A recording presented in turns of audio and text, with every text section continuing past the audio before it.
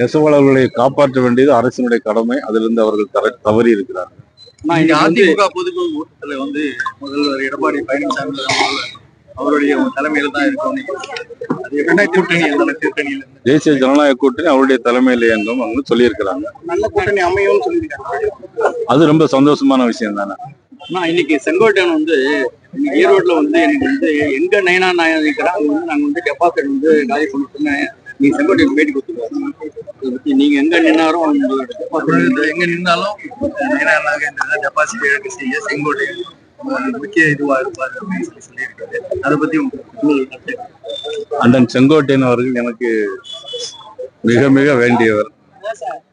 நான் வயதிலே நான் சிறியவனாக இருந்தாலும் கூட என்னை குருஜி என்றுதான் அன்பாக அழைப்பார். வேறு அவருக்கு என் மீது என்ன கோபம் என்று தெரியவில்லை. நான் சொன்னது ஒரு நியாயமான விஷயத்தை சொன்னேன். அவர் இன்றைக்கு ஒரு இயக்கத்தில் போய் சேர்ந்திருக்கிறார். அதை பற்றி நான் குறை சொல்ல முடியாது. அந்த இயக்கம் இன்னும் வளர்ந்து வரவில்லையே, எடுத்த உடனே நாளைக்கு ஆட்சியிலே வருவோம் அப்படின்னு சொன்னா அது எந்த விதத்தில் நியாயம் என்று தான் நான் கேட்டேன். ஒருவேளை என்னை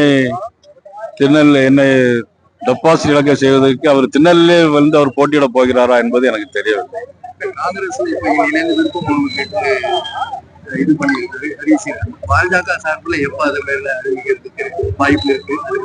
நிச்சயமாக ஜனவரி மாதம் நாங்கள் எங்களுடைய கோர் கமிட்டி மீட்டிங் போட்டு அதுல முடிவு எடுத்து அதன் பிறகு ஜனவரி மாதத்துக்கு பேர் அதனுடைய முடிவு. கூட்டணி நிறைவு பெற்றுமா? பிப்ரவரி மாசம் இருக்கு, மார்ச் மாசம் இருக்கு, நாள் நிறைய இருக்கு. எல்லாத்தையும் டைம் இல்ல நிறைய.